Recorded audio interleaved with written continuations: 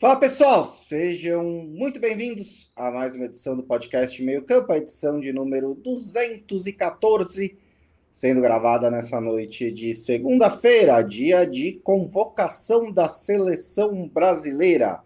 O técnico Carlo Ancelotti fez a sua última convocação antes da lista final para a Copa do Mundo. E surpresa apenas para quem não está prestando atenção, ou para quem de propósito não presta atenção, o Neymar não foi convocado, né? Apesar da sua brilhante exibição contra o Corinthians no fim de semana, não foi suficiente para convencer o Ancelotti a lhe dar uma chance, e ele deu a mensagem, né? Tem que estar 100% fisicamente, não apenas jogar todos os jogos, mas meio que jogar bem também, né? Ajuda.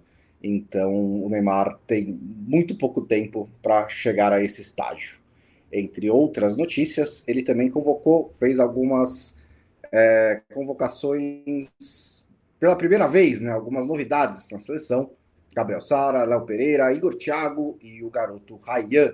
E também trouxe uma galerinha de volta ao Brasil. Enfrentará a França no dia 26 em Boston, perto de Boston, e a Croácia no dia 31 em Orlando, né, os dois amistosos dos Estados Unidos.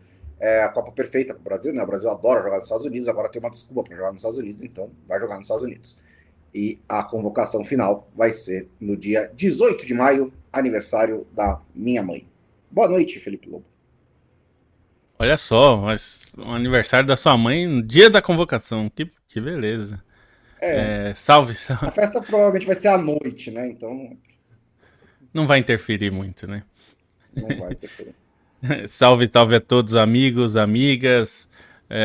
O Edu Starling tá aí, Cecília Madeira. Espero que a Cecília esteja bem e recuperado. O Edu que tá sempre com a gente, inclusive lá no grupo também.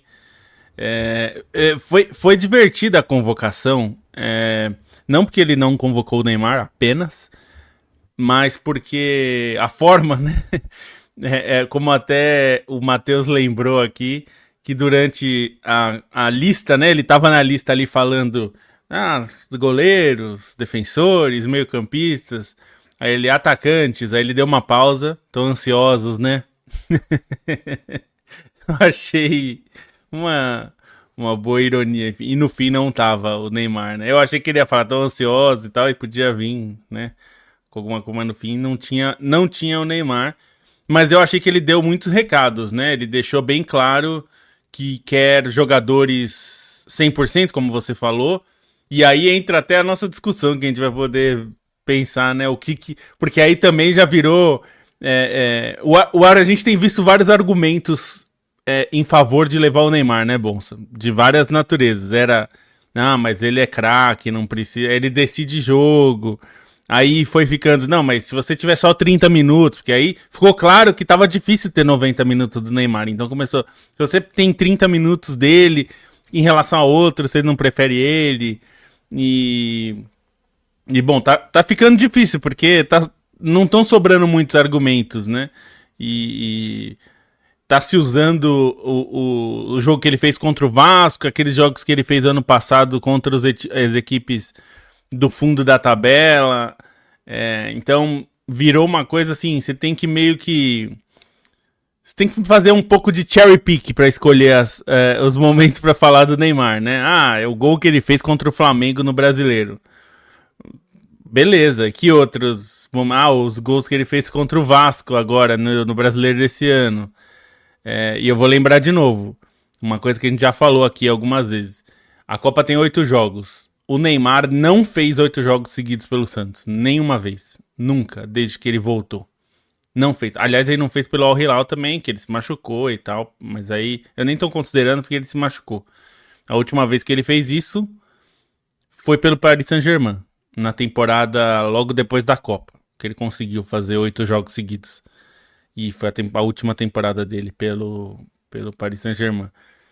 Então, eu acho que esse é um ponto importante, assim, as pessoas não dão muita importância pra isso, mas assim, se você não consegue jogar os 8 jogos da Copa, não é um pouco preocupante levar um cara que não pode jogar os 8 jogos da Copa, ou pelo menos não pode jogar os 8 jogos inteiros, E eu entendo que, assim, em casos excepcionais, o Hakimi foi levado para a Copa Africana de Nações, né, Bonsa, no final do ano, machucado, e se recuperou durante o torneio para jogar. Mas ele se recuperou e passou a jogar todos os jogos do torneio.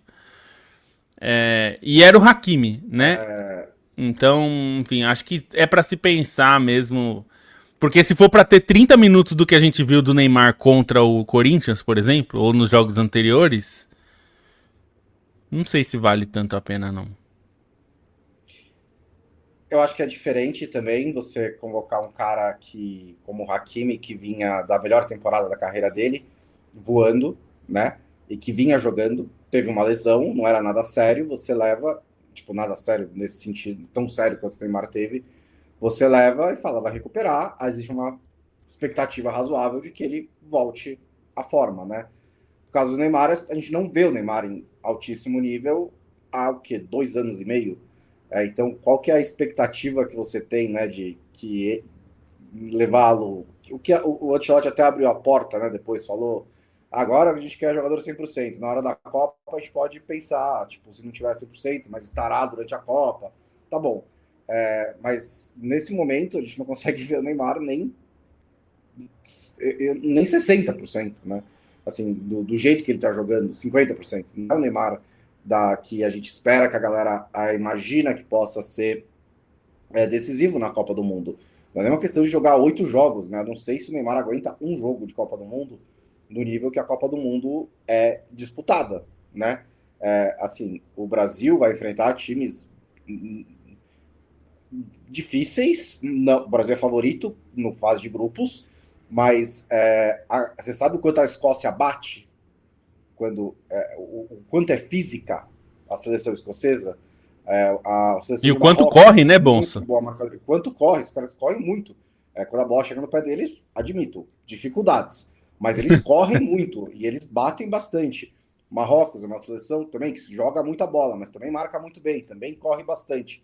Então, assim, se quer para jogar contra o Haiti, tá bom, mas acho que nos outros jogos, o Neymar, mesmo na fase de grupos, vai ter dificuldades. Aí a gente entra no mata-mata e vai continuar tendo dificuldades, né? Então, talvez em uma outra situação, até defendesse, tá, leva o cara e prepara para o mata-mata, né? Passa tipo um mês lá, primeira semana, 2 semanas, intenso para o cara chegar voando no mata-mata. Tá. É que o Neymar não permite que isso seja feito em tranquilidade, né?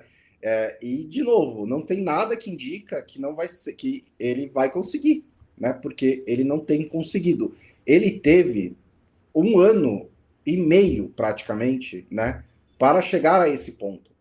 Não, não teve nada, assim, a lesão séria que ele sofreu, né, que teve a ruptura da carreira dele, faz tempo.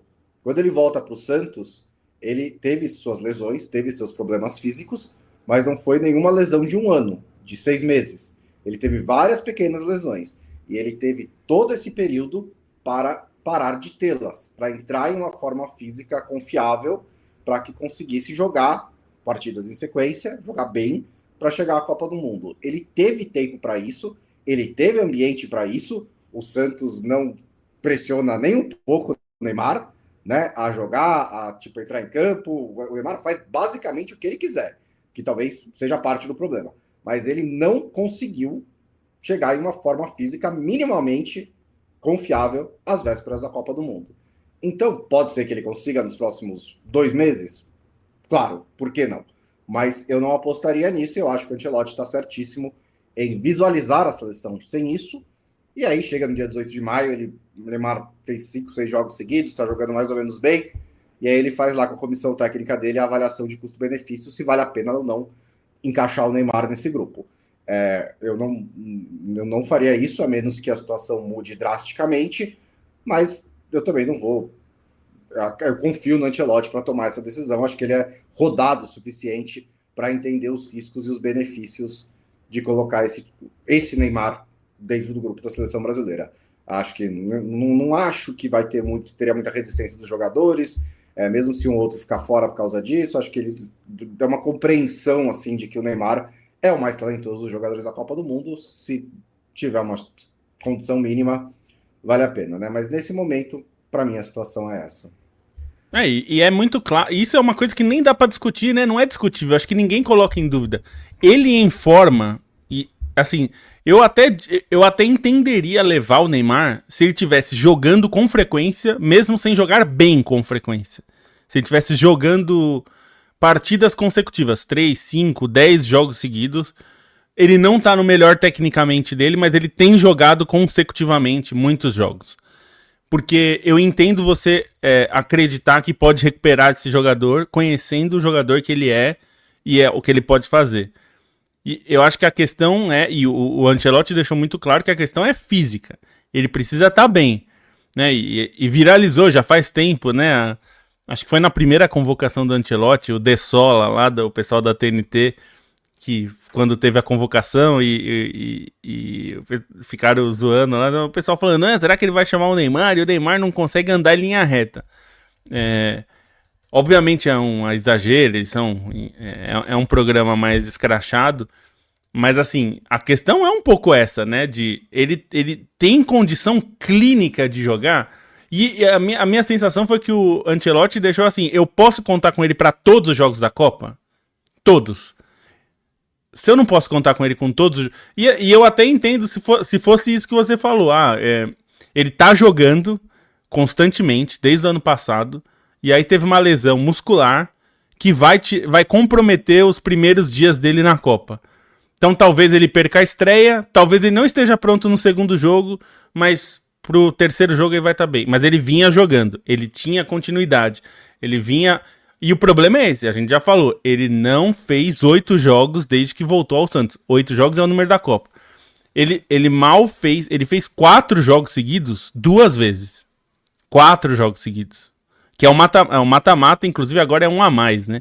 Então, na verdade, hoje são 5 jogos de mata-mata, né? Que é 16 avos de final, oitavas, quartas, semi e final. São 5 mata-matas. Ele não fez 5 jogos seguidos mais do que 2 vezes. Né? Ele fez 2 vezes uma sequência de 7 jogos pelo Santos. Então, assim, é uma questão física. Se ele continuar jogando, digamos que daqui até maio, dia 18 de maio é a convocação final para a Copa.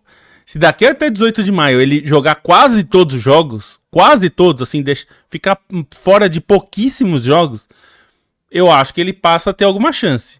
Mas ele tem que jogar os jogos, né? E tem muita coisa que é simbólica, né, Bonsa? Não é que... Eu sei que as pessoas não gostam, mas o simbólico também tem um peso. O Ancelotti marca pra ir ver um jogo do Santos em Mirassol. E o Neymar não joga, diz que não é por lesão, é pra ser poupado. O simbolismo é muito forte, né? Tipo, o técnico da seleção... Ele não tá indo lá pra ver o Rony Rústico. Ele não tá indo lá pra ver o Reinaldo do Mirassol. Né? E ele tá indo lá pra ver o Neymar.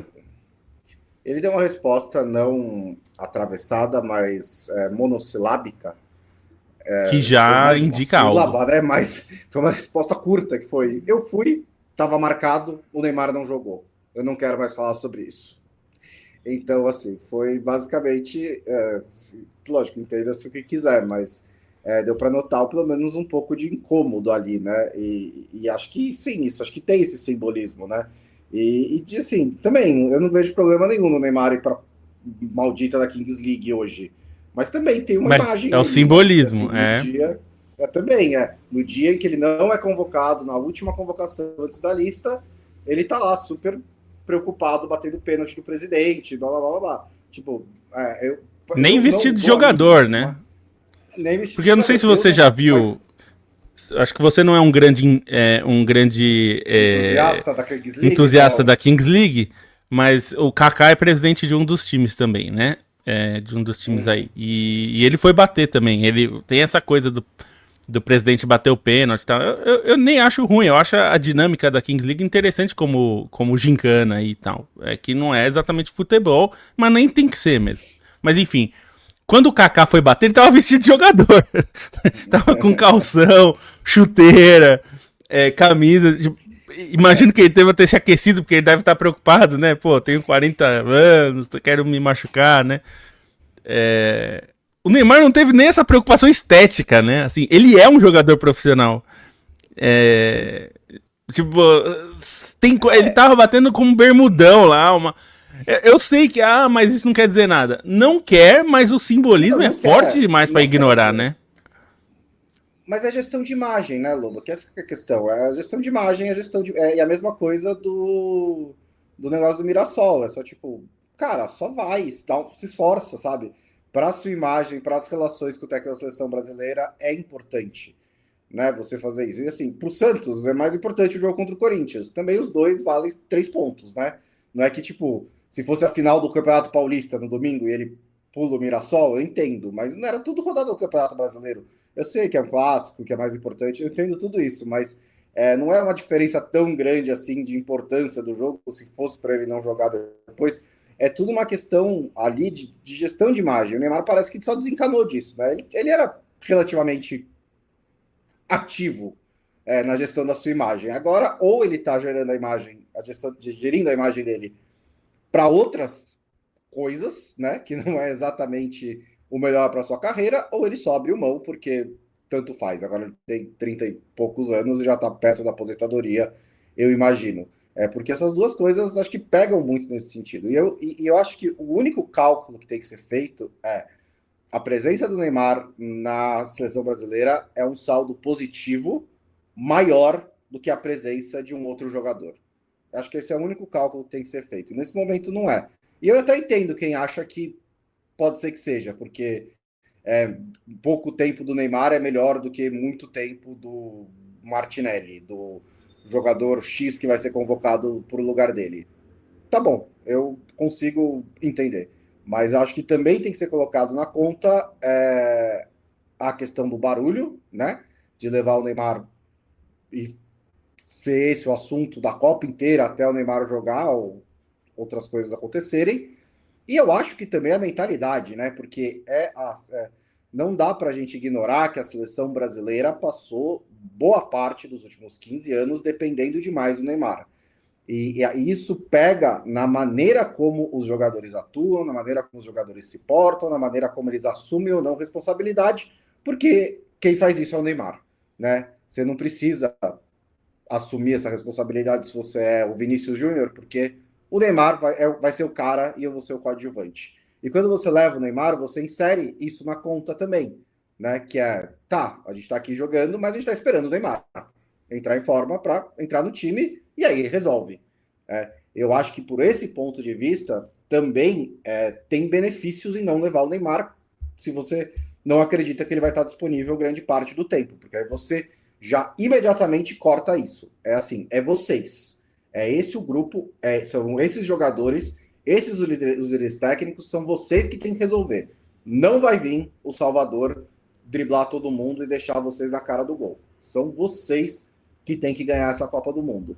E eu acho que isso, do ponto de vista psicológico, de mentalidade, de gestão de grupo, também um fator muito importante a ser considerado. E acho que esse é um ponto relevante também que você tocou, Bonsa, tem gente, um dos argumentos agora mas leva, ele é o 26º da lista, leva ele, tem 25 que, ok, eu entendo quem imagina isso, mas assim, você tem que combinar com o Neymar, né? Ele aceita ser coadjuvante, e mais do que isso, mais do que ele ser coadjuvante, é isso que você falou. Os jogadores vão o tratar como coadjuvante, no sentido de que um dos problemas que a gente teve nas duas últimas Copas era um excesso de busca pelo Neymar o tempo todo em campo, né? Em 2022 teve isso, em 2018 também. Tudo era toca no Neymar, toca no Neymar, toca no Neymar. Porque ele é muito fora de série, só que também virou um problema, porque o time canaliza tudo para jogar em cima dele. Isso foi prejudicial para o time. Em alguns momentos bagunçava o time, inclusive para compensar taticamente, para poder deixar o Neymar livre.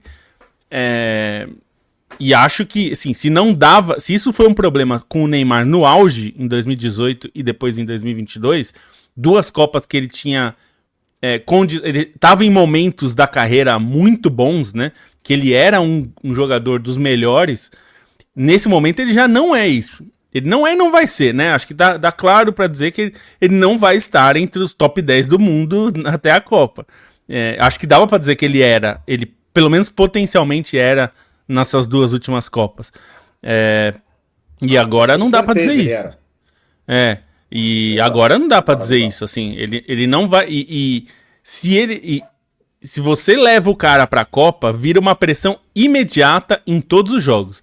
O Neymar no banco em cada jogo. Você imagina, a gente viu os jogos que a gente viveu na Copa. Brasil e Suíça e tal. Aquele jogo entranhado, trancado, difícil. Porque, assim, galera, Copa, os jogos vão ser difíceis. Não vai ter passeio. Talvez o único passeio, e olha lá, seja contra o Haiti. Porque, assim, Marrocos vai ser duríssimo. Vai ser um osso duro. Não vai ter jogo mole. Não tem. Isso é normal. É raro na Copa a gente ter um passeio, né? Então, na hora que o jogo tiver ruim, assim, difícil, a pressão pra colocar o Neymar vai ser insuportável.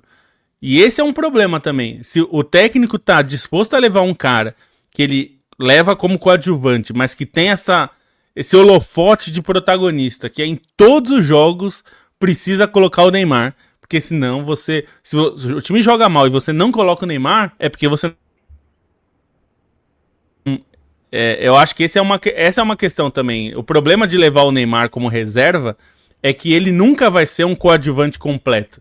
Ele nunca vai ser, enfim, um jogador que, se ele não colocar em campo, se o técnico não colocar em campo, não vai ser discutido, né? Ah, sei lá, se ele levar o João Pedro e não colocar o João Pedro, acho que não vai ser a discussão, putz, devia ter colocado o João Pedro, aí a gente não perdia. Não vai ter isso, né? Com o Neymar vai. E isso é uma questão. Ele tá preparado pra isso? O Exato. grupo tá preparado pra isso? A gente tá preparado pra isso? Porque é isso, a gente que cobra, né? A gente, eu digo torcedores e tal. E a, Está preparado pra ver o Neymar não entrar em campo? é, e mesmo se estivermos, a lógica de cobertura de Copa do Mundo, seleção, futebol, qualquer outra coisa hoje em dia, não vai permitir que a gente trate com normalidade, né? Porque é tudo engajamento e o Neymar vai render muito. Então, não importa, a gente pode estar super preparado, vai ser isso, se o Neymar estiver lá, porque dá resultados. E a última coisa sobre o Neymar também, para a gente poder passar para o resto da convocação, é que também tem que respeitar um pouco a seleção brasileira e os jogadores brasileiros, né? Eu sei que a galera gosta de criticar a geração do Brasil, mas tem jogadores de qualidade para montar um bom time. Se o Neymar fosse tailandês e ele tá nessa situação, leva para a Copa do Mundo. Tanto faz, né? Não dá realmente para abrir mão, deixa ali, joga 30 minutos, fica parado o jogo inteiro, beleza. O Brasil não é essa situação, né? Quando Gales leva o Bale para a Copa do Mundo, porque o Bale não estava jogando quase nunca pelo Real Madrid, depois até jogou pouco pelo Tottenham. Eu entendo. O Bale é o maior talento da seleção de Gales desde o Ryan Giggs, que, inclusive, quando o Bale chega, o Giggs já tinha 40 anos. Então, é muito tempo que Gales não tinha um jogador como o Bale, que, aliás, no geral, quando jogava pela seleção, também jogava bem, quase sempre, né? Que tudo o Neymar também faz, também é justo de dizer. Sim, Mas verdade. a Gales não abrir mão do Bale, mesmo o Bale não jogando com frequência, é compreensível. O Bale também não tinha tantos problemas físicos. Mas a seleção brasileira tem jogadores para escolher, né? E que acho que se colocar também nessa posição de precisamos do Neymar de qualquer maneira, de qualquer jeito, não tem como abrir mão, eu acho que também é um desrespeito à história da seleção brasileira e à própria geração, que não é das melhores da história do Brasil, mas é uma geração boa que tem uma quantidade grande de talentos. Tanto que alguns deles não foram convocados e o Brasil ainda tem. E outros foram, né, pela primeira vez nessa convocação. Ausências notáveis dessa lista são o Militão, o Bruno Guimarães, o Estevão e o Rodrigo. Esses quatro foram citados nominalmente pelo Ancelotti como jogadores machucados. Ele provavelmente se sentiu confortável em citá-los nominalmente, porque eu não vejo um cenário em que, se eles estiverem bem em forma nas vésperas da Copa do Mundo, eles não são convocados. Eu acho que eles estão dentro da ideia do Ancelotti, ao contrário, por exemplo, do Paquetá, que é uma outra ausência notável, que não está machucado, né, tem jogado pelo Flamengo, mas ele também está num momento meio que de transição, né? Ele volta para o Brasil, faz alguns jogos, o Flamengo demite técnico. Então eu também compreendo a ausência do Paquetá nesse momento. Já citei algumas das novidades, mas vamos posição por posição, Loba. Aí você me fala quem você acha que está na Copa e o que você acha da briga pelas posições de quem não está. Começando no gol, Alisson, Bento e Ederson, né? Ederson agora do Fenerbahçe, o Bento no Al Nassr, e o Alisson levando o gol nos acréscimos pelo Liverpool. O Alisson, acho que é isso, né? São esses os 3 goleiros que devem ir para a seleção brasileira? Ou você vê uma briga ali pela posição do Bento? Não, acho que esses são os 3 favoritos, assim. Acho que ele tem opções, né? Imagino que goleiros como o próprio Hugo Souza estão no radar, mas me parece que esse trio era o que ele queria, né? Desde o começo. O Alisson é muito claramente o titular, né? E aí entra um pouco naquilo que a gente já falou muitas vezes, Bonsa. E eu entendo quem questiona que não precisa ter um goleiro titular absoluto e tal. Mas fora do Brasil, e o Ancelotti é de fora do Brasil, é meio que assim, se o Brasil tem o Alisson, é o Alisson titular e acabou, né? Meio que não tem muita conversa. E eu acho que é um pouco isso. É que a gente tem essa coisa que os argumentos contra o Alisson são: ele não pega pênalti. E ok, não é o maior pegador de pênalti, mas assim, ele é bom em todas as coisas que um goleiro precisa ser bom, né? Assim, então, eu também. E aí fica aquela coisa de se ele pegaria aquela bola do De Bruyne, fica essas conjecturas aí que são maluquices da cabeça das pessoas, né? Ele não pega pênalti, ele não fez milagres, né, nas Copas do Mundo que ele disputou. O Alisson é engraçado porque eu acho que ele teve o azar, digamos assim, de pegar uma seleção brasileira muito bem defensivamente, né? Acho que foi talvez o momento em que a defesa do Brasil era a mais forte de todos os tempos. Chutavam muito pouca bola contra ele sob o comando do Tite, né? Nos 2 ciclos do Tite. Muito pouca bola chegava no gol do Alisson. Então, realmente, ele não teve muita oportunidade de fazer milagres. E ainda assim fez algumas grandes defesas. É um goleiro muito seguro. Eu acho que também não tem discussão em relação a se estiver bem, é o titular da seleção brasileira. Acho que a questão é mais os outros goleiros, né? Havia um momento em que, para mim, pelo menos, Alisson e Ederson era pau a pau, né? Quando o Ederson estava no auge pelo Manchester City, eu não via nenhum problema se você quisesse escalar o Ederson também, eram goleiros de níveis parecidos. Acho que o Ederson deu uma baixadinha, né? Não só por ter ido para uma liga, para a Liga Turca, mas o motivo dele ter ido já era porque ele estava ali sendo pego ele percebeu que o City ia deixá-lo um pouquinho para trás, né? Isso não chega para a gente depois que chega para ele, né? Quando você está fazendo movimentações pelo Donnarumma e pelo James Trafford e tudo mais, a gente já sabia que talvez a concorrência pelo menos ficaria maior, e aí ele fica um pouquinho para trás, e aí o Bento, sei lá, eu não vejo o jogo do Al Nassr, ele tá pegando bem lá? Eu recebi aqui informações que ele tá muito bem, que ele tem um treinador muito bom que trabalhou com o Alisson na Roma e enfim, que ele tá bem lá, mas o problema entra naquilo que a gente já falou, que falava antigamente da China e hoje na Arábia Saudita. É sempre um problema, né, quando você convoca um jogador dessa liga, porque é uma liga de um nível mais baixo. E ainda bem, né, Bonsa, que parou aquele delírio coletivo que o Sauditão é a 5ª melhor liga do mundo, é melhor que a Ligue 1. E assim, a Ligue 1 talvez seja a liga mais desqualificada, assim, pelas pessoas, né, e mais desvalorizada. E as pessoas assistem super pouco a Ligue 1, né? Assim, eu tenho muitas críticas à Ligue 1, repito sempre aqui, mas tá longe de ser. É a liga que mais forma jogadores entre as europeias, jogadores locais, né? Não tem nenhum. A França só perde para Brasil e Argentina em formação de jogador.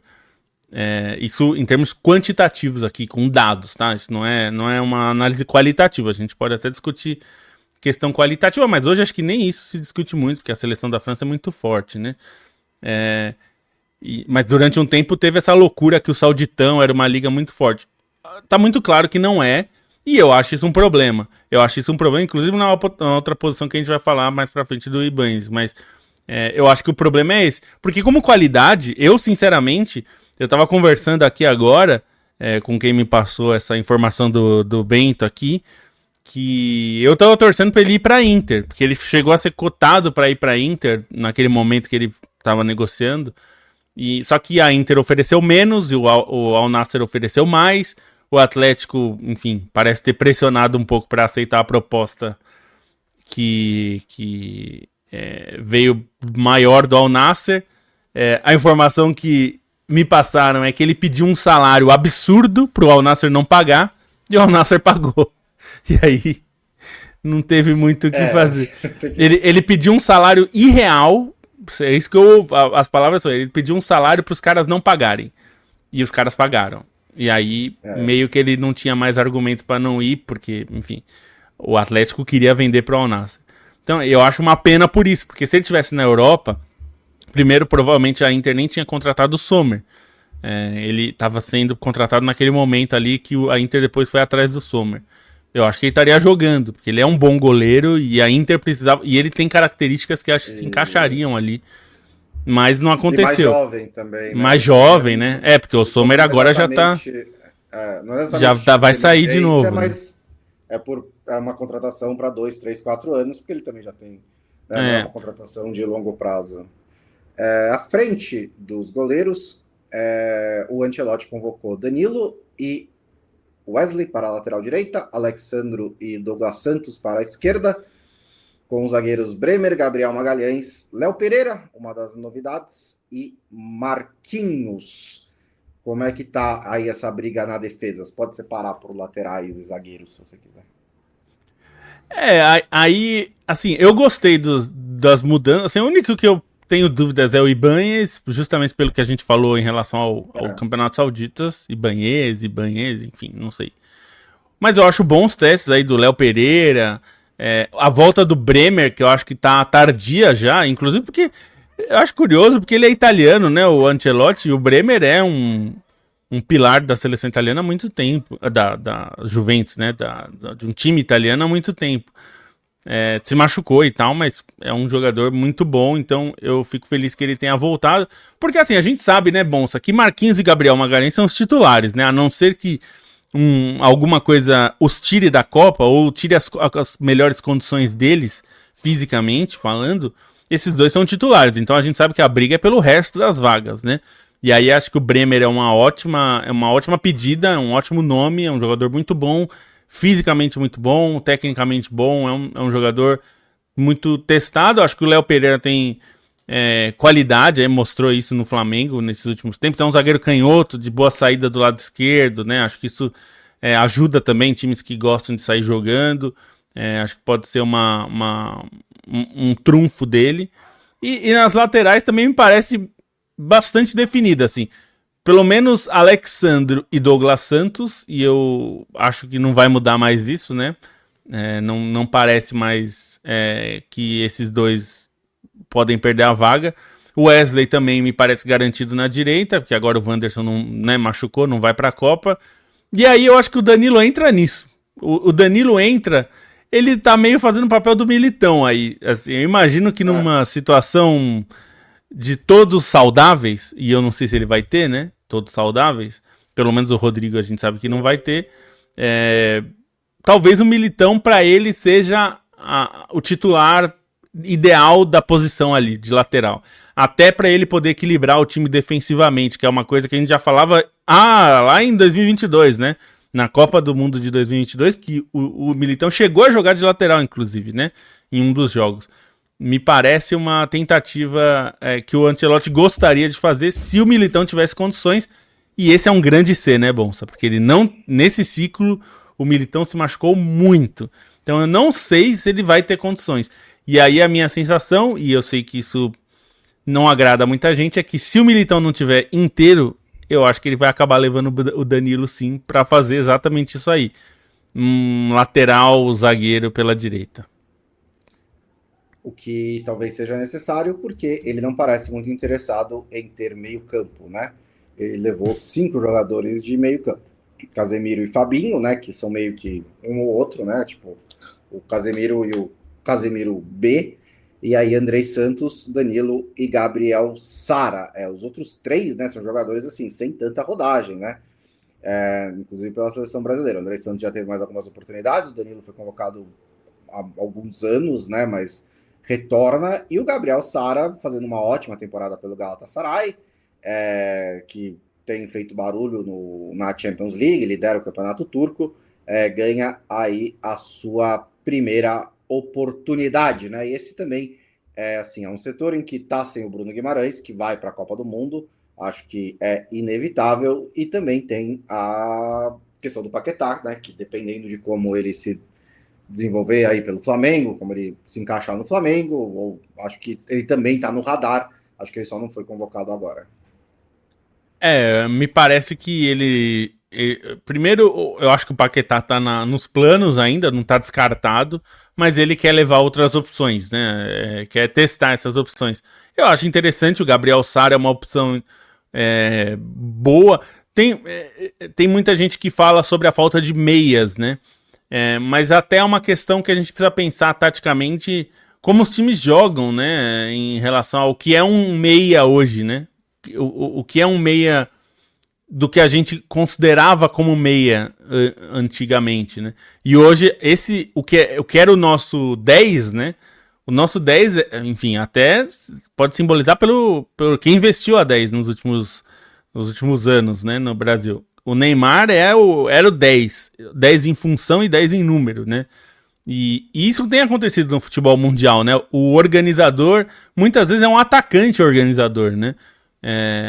Que atua bem mais à frente, assim, até por essa evolução tática o tipo de formação que os times usam, muitas vezes esse 10 organizador é o 10 que é quase um atacante, que é o Matheus Cunha, que é o Rafinha, né?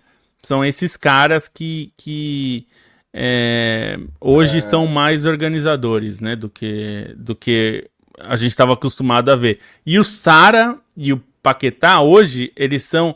O 10 hoje no futebol é o 8, né? É o cara ali nesse meio campo que joga um pouquinho mais de trás. Esse 10 fazedor de gol, meio atacante, é o Matheus Cunha, é o Rafinha, né? Então acho que também tem essa divisão aí. É o que eu ia dizer, né? Que hoje também esse armador, o organizador mais, né?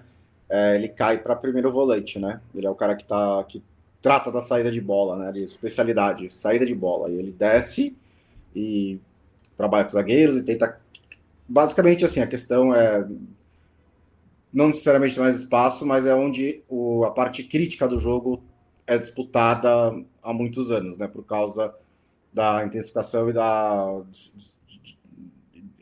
de quase todos os times hoje exercerem pressão alta, né? Então, você precisa do seu passe mais qualificado, do seu jogador mais inteligente ali, para conseguir sair da pressão, e aí quando a bola chega no meio campo, você consegue esticar, você consegue criar um pouco mais. Então, esses jogadores têm recuado cada vez mais, né? Quando você pensa nos melhores passadores hoje em dia, eles estão mais para trás, né? O Vitinho é o primeiro volante do PSG, o Zubimendi é do Barcelona, do Arsenal, o Rodri do City. O City tem alguns outros caras também, né? Tinha o De Bruyne, tinha o Bernardo Silva, também são muito criativos, podem ser encaixados numa definição de camisa 10. O Barcelona também sempre teve mais do que um, né? Mas geralmente os times buscam esse primeiro jogador. No Liverpool foi o Gravenberch, que era mais meio ofensivo e foi recuado para jogar ali, às vezes o McAllister joga ali também. E o Brasil não tem exatamente esse jogador de alto nível mesmo, né? Desse nível que a gente citou aqui. O melhor primeiro volante do Brasil é o Casemiro, que é uma característica diferente. Você tem alguns testes, né? O André Santos pode ser, o Gabriel Sara não é esse jogador, o Paquetá jogou assim no West Ham em alguns momentos. Com o David Moyes, ele recuava, ele não era exatamente o 10, ele recuava para ajudar na saída de bola. Então tem ali algumas oportunidades, mas o que me parece mesmo é que o Ancelotti só virou e falou: não tenho o meio campo que eu quero, então a gente vai jogar sem. A gente vai ter tipo um cara ali para fazer cobertura, vai ter outro para fazer a bola andar, e nós vamos jogar a bola no ataque, porque ele convocou 1, 2, 3, 4, 5, 6, 7, 8, 9 atacantes. Né? Alguns que já são figurinhas carimbadas, lógico, o Rafinha, o Vinícius Júnior, o João Pedro já tem tido oportunidades, o Matheus Cunha, trouxe o Luiz Henrique do Zenit, que não brilhou nas oportunidades que teve, mas também está por aqui, o Martinelli também entra, sai, e algumas novidades, né? O Endrick volta depois de um ano, né? Porque não estava jogando pelo Real Madrid, agora está pelo Lyon, então já foi convocado. O Igor Thiago explodiu nessa temporada pelo Brentford, né? Tá brigando com o Haaland pela artilharia, fez mais um gol hoje e ganhou uma oportunidade para ser visto mais de próximo, mais de perto. E o Ryan, né? Acho que pelo desenvolvimento dele no segundo semestre da temporada passada, principalmente, né? Mais até do que ele fez pelo Bournemouth nesses, sei lá, 5, 6 jogos que ele fez. Também acho que fez por merecer essa convocação, até também pensando, né? Que o Ancelotti foi renovar também, né? Inclusive, adorei a piada. Que agora tá mais caro, tá mais barato, né? Depois da Copa fica mais caro. Já é também bom trazer o Ryan, porque ele com certeza vai fazer parte da seleção brasileira no próximo ciclo. Como falando do que a gente tava citando desses jogadores de ataque, né? O Endrick é uma ótima opção ali para jogar no comando de ataque. O Igor Thiago vem fazendo uma temporada muito boa. É interessante pensar, se você quiser, né? E acho que dá uma chance de testar o cara num jogo de verdade, ver de perto e tudo mais. Acho interessante. Eu acho até que o Luiz Henrique fez jogos melhores que o Martinelli, muitas vezes. Mas na seleção, né, especificamente. Mas o Martinelli tá fazendo parte de um Arsenal que é muito bom. Então eu entendo. Acho que o Matheus Cunha meio que tá garantido já. É um jogador, até pela ausência do Rodrigo, acho que reforça mais ainda. Não dá para abrir mão do Matheus Cunha. O Rafinha é mais do que garantido. O Rafinha, inclusive, eu acho que não tem nenhuma dúvida que ele vai ser titular do time, né? Acho que é uma questão de onde ele vai jogar exatamente, mas ele vai jogar, né? E acho que o Ryan é um bom teste, é um teste interessante. É raro um jogador que chega bem na Premier League, né? Não é tão fácil se adaptar, e não é porque a Premier League... Não é só porque é uma questão de nível técnico, é uma questão de adaptação porque o estilo de jogo é muito diferente, né?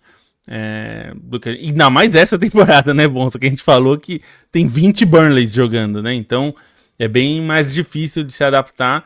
E eu acho. Eu até fiquei surpreso, viu, Bonsa? Eu te confesso que eu não imaginei que ele faria tantos testes a essa altura do campeonato, né? Considerando que eu achei que ele faria talvez 1 ou 2 testes, que é o que meio que acontece a essa altura, né?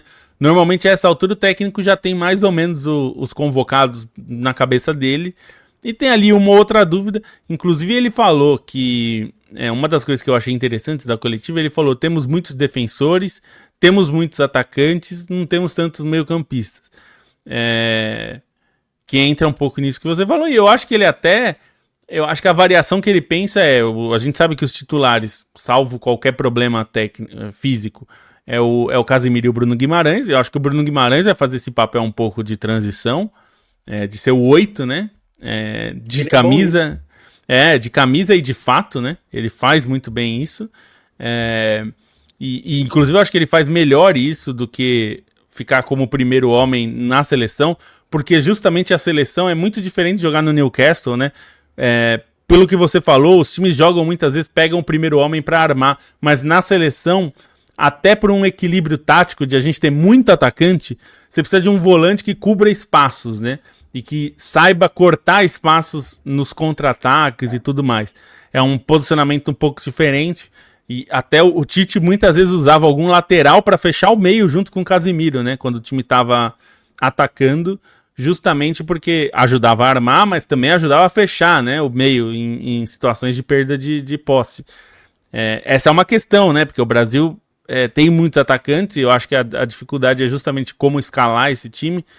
E as pessoas falam muito de 4-2-4, mas na prática não é 4-2-4, né? A gente sabe que na prática mesmo não é isso. Eu acho que a referência no fim pode acabar sendo o Vini, no sentido de que sem a bola é ele que vai ficar centralizado, e Estevão, Rafinha, Bruno, o Matheus Cunha, esses caras provavelmente vão ser os jogadores que vão circular ao redor ali para inclusive fechar os espaços, talvez Estevão de um lado e o Rafinha fechando de outro, mas assim, tudo isso a gente já falou que precisa, para funcionar, precisa todo mundo estar coordenado, né?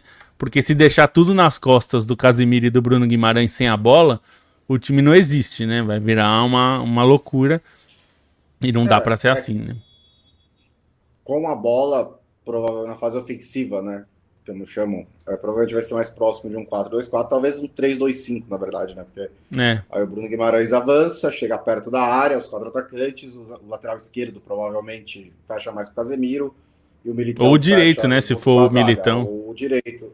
Eu imagino, acho que imagino até que o Militão fecha com os zagueiros até, né? E o Alexandro, ou quem quer que seja o lateral esquerdo, talvez mais pelo meio campo. Mas com a bola, você provavelmente se fecha num 4-4-2, 2 linhas super simples, né? Você só baixa os 2 pontas para a altura dos volantes, 2 atacantes, pronto, não tem muito o que inventar. Acho que está muito clara que a ideia do Ancelotti é ter uma linha de 4 com laterais mais defensivos do que ofensivos, né? Seja o Militão ou não, mas mesmo que for o Danilo, o Wesley seria um pouquinho diferente, porque eu acho que ele tem mais a vocação ofensiva, mas acho que a ideia é segurar um pouco os laterais, você ter um volante e o Bruno Guimarães fazendo essa transição, e 4 atacantes, que são não só atacantes, mas que são intercambiáveis, né? Que você pode mudar o tempo inteiro. Então, tipo, o Rafinha joga em todas, o Vinícius Júnior pode jogar em todas, o Rodrigo pode jogar em todas, o Matheus Cunha. Então, para ter bastante movimentação, porque também não adianta você ter atacante que fica todo mundo parado, né?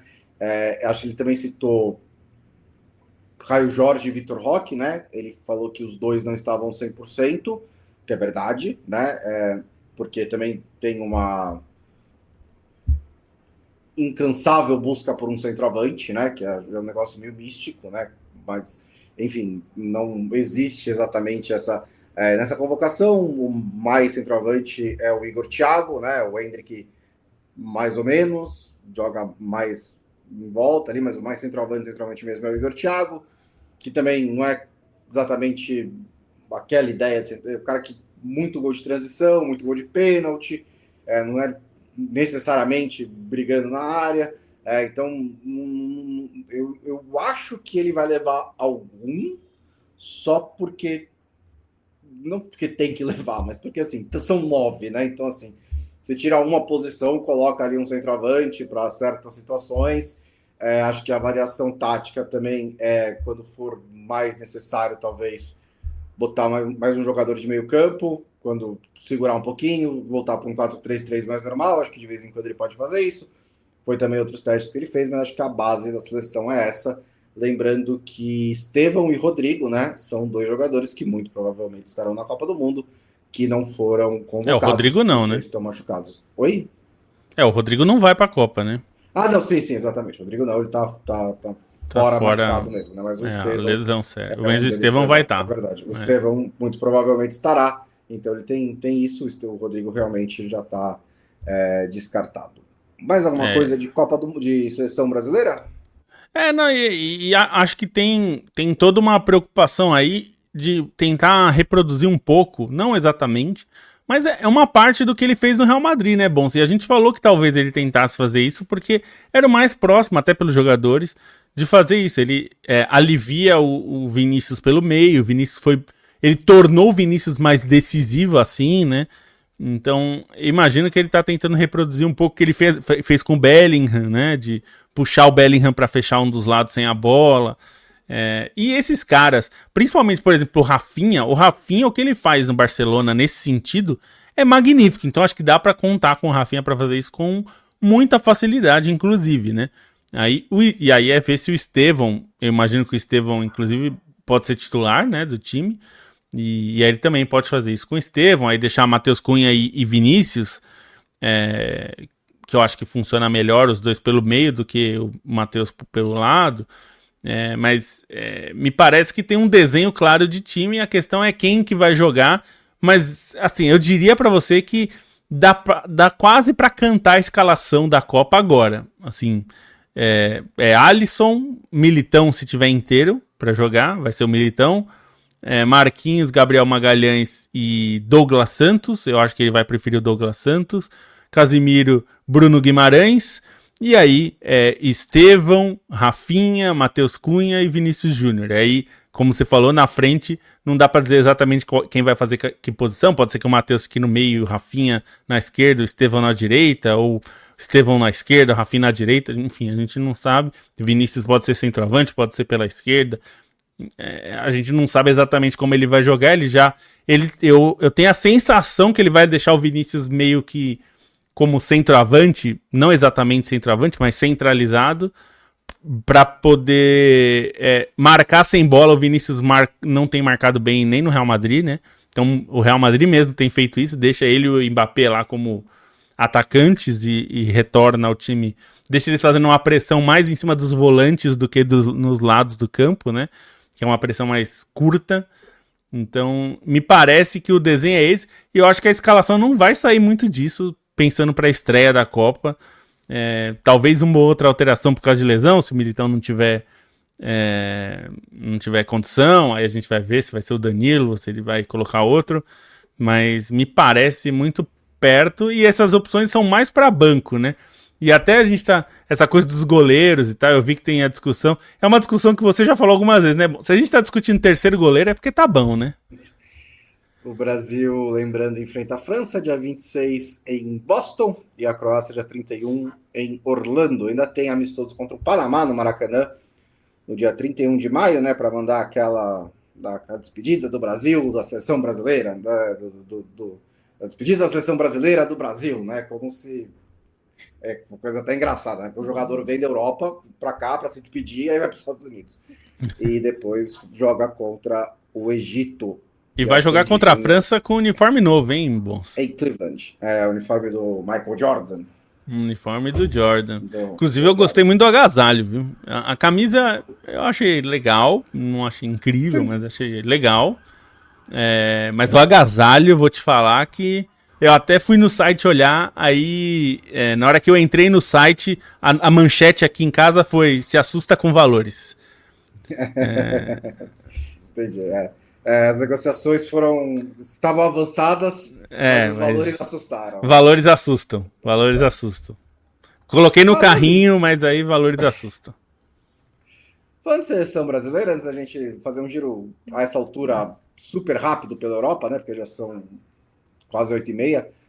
O Tite foi demitido do Cruzeiro. E eu acho que não chama tanto a atenção ele ter sido demitido do Cruzeiro, mas é a segunda tentativa de trabalho dele, né? Depois da seleção brasileira. Ele deixa a seleção brasileira não exatamente em alta, mas era a avaliação da crítica era positiva, né? Menos do público, mas da crítica era de um trabalho positivo na seleção brasileira. Ele aguarda, né, oportunidades no futebol europeu que, se apareceram, ele não aceitou. Talvez não fosse o nível de clube que ele estava esperando, mas os top mesmo não apareceram. E aí ele volta, Flamengo, e volta para o Cruzeiro. Os dois trabalhos são curtos e sem nada de muito espetacular. E acho que pode haver uma discussão em relação a se os métodos dele ainda funcionam, mas o que realmente me chama a atenção é a rejeição ao Tite. Ela é, assim, imediata, né? As pessoas... os clubes tentam ainda, porque ele tem ainda uma moral como treinador. Mas os torcedores, o público, no geral, não aguenta mais o Tite, né? É assim, é imediato. O primeiro jogo que ganhou por 1-0, não precisa nem perder. Ganhou por 1-0, e aí o Tite dá as suas declarações daquele jeito dele, mas esse tom professoral do Tite, e o trabalho do Tite parece já começar na contramão, né? Já começar tendo que se defender, já começar, hoje em dia, tendo que convencer, né, os torcedores do clube que ele está treinando que vale a pena segurar. Acho que é fruto, né, da super exposição que ele teve durante 6 anos como técnico da seleção brasileira. Ele foi pouco a pouco intensificando o Titês, né? O Titês foi ficando até uma hora que ele é só abraçou o personagem, tanto faz, e é realmente um jeito de falar meio pé no saco, e não teve, né, os resultados imediatos, até em termos de desempenho, né? Assim, no Cruzeiro, 100 vitórias depois de 6 rodadas de Campeonato Brasileiro é preocupante, não é o fim do mundo. E ganhou o Campeonato Mineiro e estava, antes de perder do Flamengo, em 7 jogos de invencibilidade, tendo enfrentado times do Campeonato Brasileiro, né? O Cruzeiro perdeu as 2 primeiras rodadas, empatou 3 das outras 4. E ganhou do América Mineiro, ganhou do Atlético Mineiro, chegou à final do Mineiro, foi campeão, mas basicamente assim, na primeira... inclusive, eu lembro que se ele não tivesse ganhado do América Mineiro, por exemplo, ele já estava balançando, né? E aí ganha, e aí parece que ele estava sempre balançando, só à espera de uma desculpa para ser demitido. É isso. Eu não sei se você lembra, Bonsa, tem uma. Quando você joga Sonic, tem uma parte do Sonic quando você tá embaixo da água. E aí tem uma hora que começa a tocar a musiquinha que você vai se afogar. Não sei se você lembra disso. Mas eu sinto que o trabalho do Tite já começa com a musiquinha de você estar se afogando. Então meio que você não tem muito tempo para convencer as pessoas que aquilo ali vai dar certo, sabe? Então é um pouco é um pouco assustador, na verdade, né? Ele põe a musiquinha ali de se afogando, ó. Até vou colocar aqui pra vocês ouvirem, ó. Já começa assim. E quem já jogou Sonic alguma vez na vida, sabe que assim, começa a tocar isso aí, você já tá imediatamente desesperado, né? Porque você sabe que você não tem muito tempo pra resolver ali as coisas, sair, achar uma bolinha de ar. Então, assim, eu acho até que é um pouco desmedido, tá, bom? Assim, sendo bem sincero. Eu acho que já era a crítica em relação a ele já era muito desmedida na seleção. Acho que isso pra mim fica muito claro depois que ele sai, porque tudo que era ele fazia, eliminatórias é fácil, o Brasil joga com qualquer time, é tudo muito tranquilo, qualquer um ganharia as eliminatórias, não vale nada, não sei o que. Aí ele saiu, quem assumiu não conseguia ganhar jogo nas eliminatórias e sofreu. E se a gente não tivesse vivendo uma Copa de 814 seleções, o Brasil tinha corrido o risco de ficar fora da Copa. Não correu, porque agora tem muita vaga, então não tem mais a menor chance de ficar fora. Mas se fossem 4, como era antigamente, o Brasil teria tido bem mais dificuldade de se classificar. Então, acho que o trabalho dele não era ruim na seleção de jeito nenhum. Agora, no Flamengo e no Cruzeiro, os trabalhos foram ruins. E aí acho que tem duas coisas, né? Primeiro, no Flamengo, acho que era uma questão de encaixe. Nunca fez muito sentido o trabalho dele no Flamengo, pelo estilo de jogo e pelo tempo de trabalho que ele precisa ter normalmente para implementar as coisas e para ter um time de um jeito de jogar que eu nem acho que ele é só um técnico retranqueiro, mas ele claramente é um técnico que prioriza a montagem defensiva dos times e esse é um ponto. E o trabalho não foi bom. E no Cruzeiro, acho que até mais do que só o encaixe, já entra com essa parcela de não deu certo no Flamengo, né? E aí e já vem com essa má vontade e vem com uma má vontade em cima de um trabalho que foi muito bom do Leonardo Jardim no ano anterior, que o Cruzeiro pareceu ser o único time capaz de brigar com Palmeiras e Flamengo, então a expectativa era, precisamos brigar com Palmeiras e Flamengo. E o que o Cruzeiro fez até agora é mostrar nada, né? Basicamente não chegou nem perto disso. Então a expectativa já era meio irreal, talvez o próprio Leonardo Jardim não conseguisse cumprir essa ideia de ser de novo o time para brigar lá em cima. E com o Tite ficou bem pior, assim, nunca pareceu ter um encaixe mesmo dele com o elenco e dele com a torcida. E aí, assim, a gente pode questionar se o Tite talvez não deveria ter aceitado a proposta do Corinthians, que fazia mais sentido para ele, e aí ele não quis, teve uma questão de saúde mental, e aí não sei se era a melhor escolha era voltar no Cruzeiro. Aí são questões. Eu acho que o Tite vai ficar um tempo afastado aí, até para repensar um pouco. E até você falou da carreira europeia, o que eu sempre digo, os técnicos brasileiros, sul-americanos, né, que a gente fala muito dos brasileiros, como no caso do Tite, você não vai pro Real Madrid, assim, ir do Santos pro Real Madrid, como fez o Luxemburgo, nunca mais vai acontecer. Não só porque naquela época não deu tão certo quanto se imaginou, mas porque não é assim que funciona. Primeiro, eles não contratam sul-americanos igual europeus. Isso é ponto pacífico. A questão é, você está disposto a ir pro Catania salvar o time do rebaixamento? Eu tô citando Catania porque foi o que o Simeone fez. Simeone foi bem na Argentina, começou como técnico, foi pra Europa treinar o Catania. Ele foi treinar o Catania. Você vê os técnicos que...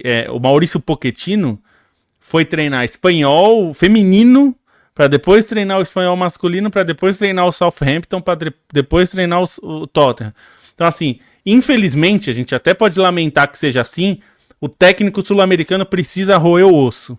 E o Galhardo teve a chance de ir pro Olympique de Marseille, ele não quis roer esse osso. E olha que o Olympique de Marseille é um osso até bem carnudo, viu? Não é um osso, né? É um time grande da França, ele jogou na França, ele sabe como é, jogou no PSG. Então, assim, os técnicos que não tiverem dispostos a fazer isso, você não vai para um Superliga. O Liverpool não vai contratar um técnico do Campeonato Brasileiro. Você me desculpa, não vai rolar. Então, assim, se tiver disposto, né? No Liverpool.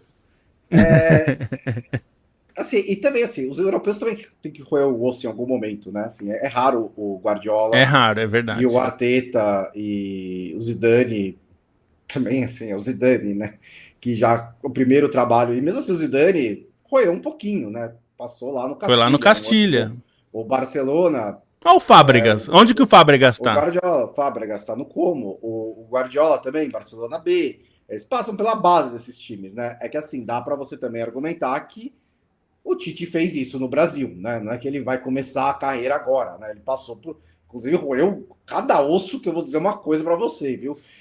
Ele teve ele não é um técnico iniciante, né? Mas aqui claro. Os clubes europeus, eles querem saber como é que vai se adaptar. Até porque, não só na questão de métodos e de cultura, mas muitos deles não falam língua, né? Não falam inglês, não falam, tipo... o Tite deu até uma entrevista famosa, lembra? No Bola da Vez, dizendo que não falava inglês, não sabia se ia conseguir. E aí, assim, realmente, se eu fosse treinador de clube europeu, eu também ficaria um pouquinho hesitante. O cara não tá... Eu não sei se ele vai conseguir comunicar, né, as suas ideias. Acho que uma coisa interessante também do trabalho do Tite, eu acho que a rejeição é exagerada. Eu acho também que não... De fora, né, lógico, não pareceu que nem o elenco do Flamengo nem o do Cruzeiro realmente responderam aos métodos dele, que é a parte mais preocupante, né?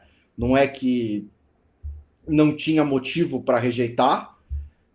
E se você olha para a carreira do Tite como um todo, não sei até que ponto o sucesso não foi meio que uma exceção, né? Ele teve um grande trabalho no Corinthians, assim, indiscutível, um dos melhores trabalhos da história de um treinador no futebol brasileiro. 2, né? Ele foi... 2, né? 2 passagens. E a seleção brasileira, em que, na minha opinião, ele foi muito bem. O resto, ele é um treinador... Teve o Grêmio antes, né? Que foi o que levou pro Corinthians. Exato. Teve 2001, teve né? Outro, lá atrás, né? Assim, ele teve, tipo... Mas ele é um treinador, assim, Mas é que, assim, eu quis dizer é que, tirando essas 2 exceções, o que são grandes, mas, assim, ele era um treinador de acerta e erra, que nem a maioria dos treinadores brasileiros, né?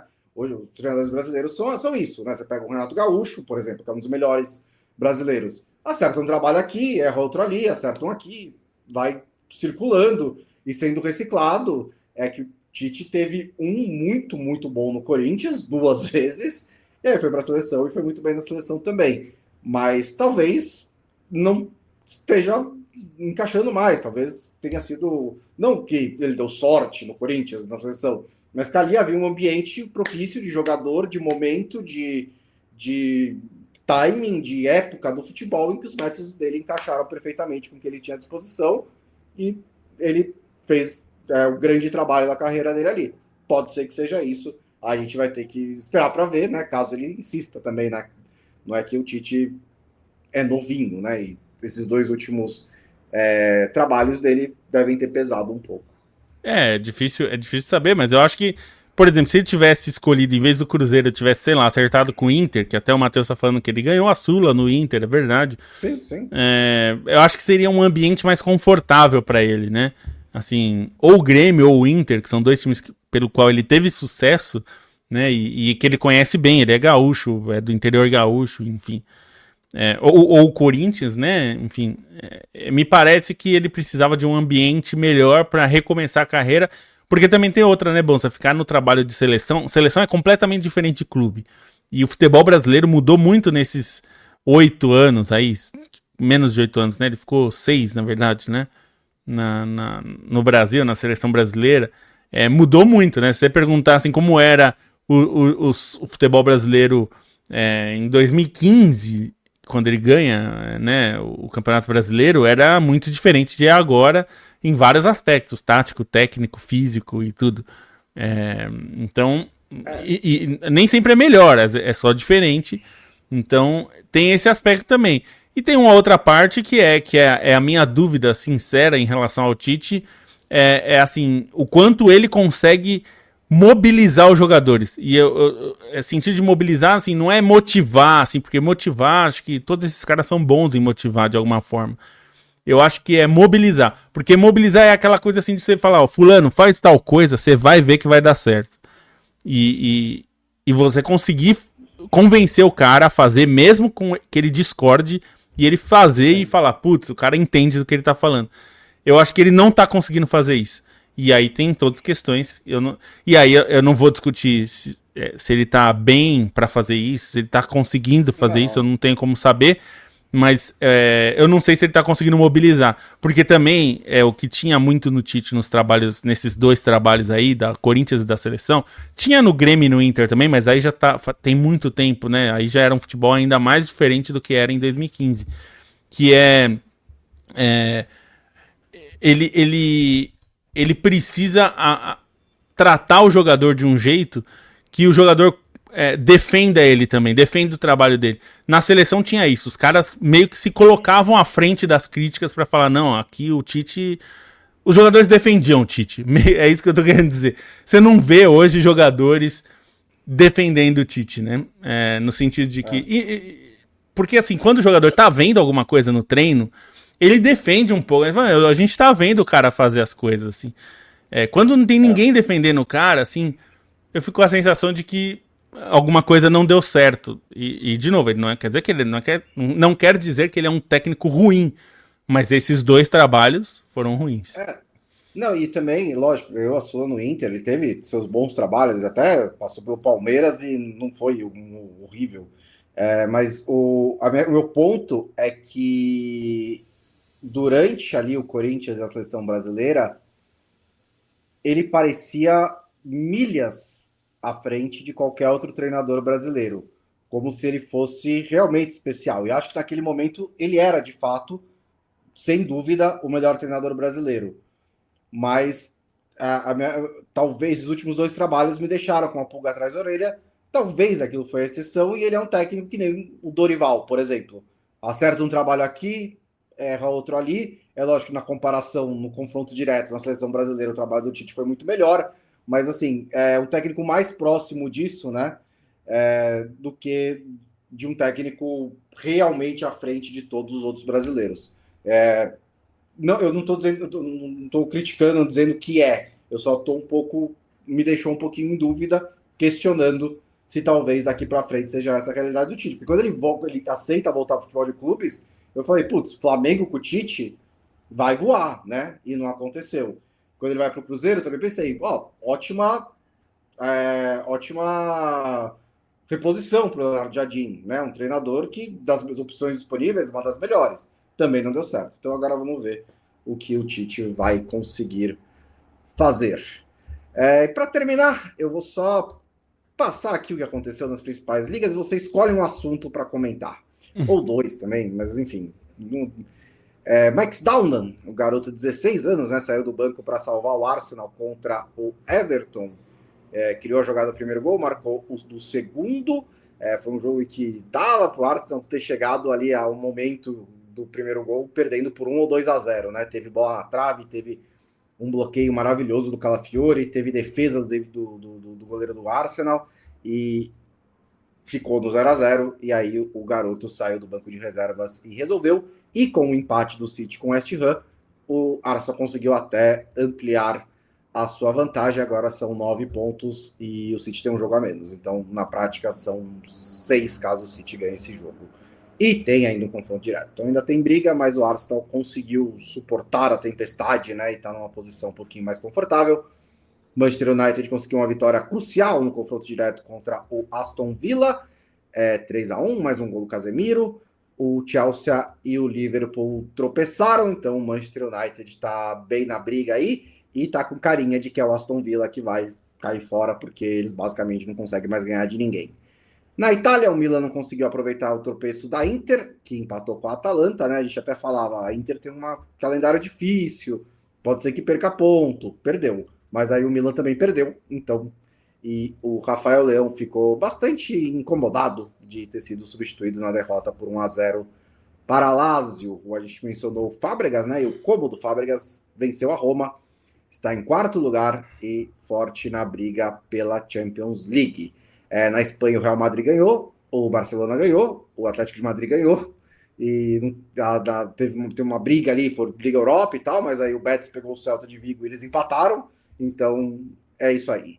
O Bayern conseguiu buscar o empate com um jogador a menos contra o Bayer Leverkusen e segurou o empate com dois jogadores a menos, né? Depois teve mais uma expulsão. O Dortmund ganhou, mas eu não vou fazer isso de novo. E uma importante vitória do Stuttgart sobre o RB Leipzig na briga por vaga na Champions League. E na França, o Lens perdeu do Lorient, e mesmo sem jogar, né? Porque o PSG conseguiu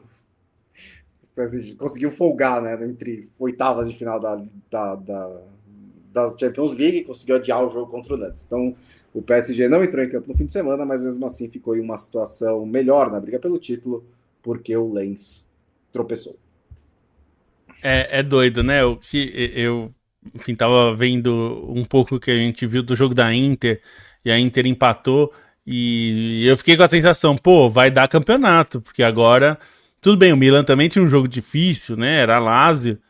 Mas aí, assim, a Inter perdeu pontos e ainda aumentou a diferença, né? Porque fez um ponto e o Milan perdeu. Então, assim, ficou... Eu acho que é mais do que só a distância, que já é grande, mas é difícil psicologicamente, né? Essa distância a essa altura, faltando já 9 jogos, né? Já começa a ficar... uma sensação que é difícil demais, né? Que vai ter que perder muito ponto. Então, agora, o Manchester United, pelo menos, deu uma sensação de que não é uma temporada nada demais, né? E eu acho até que esses jogos, até não ganhar todos os jogos serviu um pouco para tirar aquela coisa da mágica do Carrick, né? Que tava um pouco com cara de Solskjaer. Eu vou dizer que eu acho que o Manchester United aprendeu a lição, mas eu ouvindo isso na minha cabeça, eu acho que é um pouco otimista.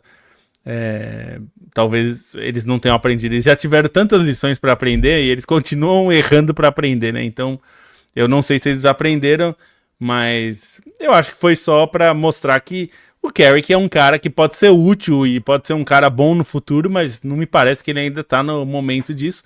Mas, de qualquer jeito, pelo menos o Manchester United tá com cara de que vai voltar pra Champions. Pode voltar pra Champions, o que já é bastante coisa, considerando que é um clube que, né, ficar fora da Champions é meio que o Flamengo ficar fora da Champions no Brasil, assim, é uma coisa... fora da Libertadores ficar aqui, toda né? a temporada fora da Champions. Ficar várias temporadas, né, seguidas. Nesse modelo de agora, sendo o time que mais fatura, né? Porque muita gente vai lembrar, o Flamengo ficou muito tempo, mas o Flamengo não conseguia nem ser o maior faturamento do Brasil. Hoje né? O Manchester United continua sendo um dos maiores faturamentos do mundo. Esse ano foi a primeira vez em trocentos anos que saiu do top 3 de receitas na Europa. Então, assim, é meio patético não ter conseguido, então... Mas eu acho uma boa notícia voltar. Não sei se eles vão aprender a lição, mas vai saber. Pelo menos eu acho que é uma notícia boa para eles como time, porque precisa disso. E a Aston Villa eu sinto muito, né? Porque ele tá com tinha toda a pinta que poderia ser o Aston Villa a dançar e aparentemente vai ser mesmo. Como você falou, tá dando toda a pinta. É, pode se classificar ganhando a Liga Europa, né? Se tiver um treinador que sabe fazer isso, ajuda. E tem. E tem. O Manchester, assim, pode ser que seja o Carrick. Ele, pode ser. Ele é um ex-jogador, né? Que era inteligente, teve alguns trabalhos ali. Quem tem que decidir isso é quem acompanha o trabalho do Carrick de perto, né? Só que se é para tomar a decisão de efetivar o Carrick, ela tem que ser tomada com base na qualidade do trabalho dele, não com base em tipo, ele foi o que conseguiu ganhar jogos. E até, sinceramente, eu acho que é o momento mais regular e estável do Manchester United desde o Solskjaer mesmo. Assim, mesmo com o Ten Hag na primeira temporada, que foi relativamente boa, era tipo 2 vitórias e levava 4 do Betis. Desde o Solskjaer ali, em alguns momentos, bem mais pro começo do Solskjaer, o Manchester United não tem essa estabilidade. Então isso também não é para ser ignorado, né? Só que não se deixem iludir pelo ex-jogador do Ferguson ganhando os jogos. Pode ser que não seja real, né? Pode ser que. E também tem outra coisa: o Manchester United está numa rara temporada, apesar de tudo, em que faz um jogo a cada tipo 10 dias, né? Porque não tá foi eliminado cedo da Copa da Liga, foi eliminado cedo na Copa da Inglaterra, não disputou o Campeonato Europeu. Então, ele teve, tipo, uma situação muito incomum em que tem poucos jogos, né? E ainda mais numa Premier League que a gente citou, o quanto tá física, o quanto tá desgastante. O Carrick consegue preparar os jogadores muito mais do que praticamente qualquer time, né? Que tá nessa briga. Com certeza que tá nessa briga por vaga na Champions League do que qualquer um deles, né? Mas quase do que qualquer time da Premier League, entre todas as Copas e todas os campeonatos europeus e tudo mais. Então, também tem essa parte que precisa ser levada em consideração. Ano que vem tem Champions, tem quarta e domingo, e aí também é um pouco mais difícil. É isso. Acho que é tentar aprender um pouco com as lições, porque esse calendário aí, como você falou, acho que vai ser. Eu tava vendo que vai ser a temporada com menos jogos do Manchester United em trocentos Desde anos. 1920 e pouco. Porque caiu muito cedo em tudo e não tem, né, competição europeia, então é uma exceção, não dá pra tratar como regra. De novo, eu acho que um time do Manchester United deveria saber disso e deveria estar preparado pra isso. A gente não tá falando do Nottingham Forest, que ficou 30 anos sem disputar competição europeia, e aí quando volta, é normal que se atrapalhe um pouco disputando uma competição europeia, porque a dinâmica é muito diferente, né? E o nível e os embates, a gente tem falado muito sobre os embates ingleses com outros times da Europa. Não é o caso, né? O Manchester United é um dos times mais vencedores aí dos anos, principalmente dos anos 90 para cá, mas não só isso, né? Da sua história, mas é o time com mais Premier League aí, né? Desde que se instaurou a Premier League. Deveria saber disso, né?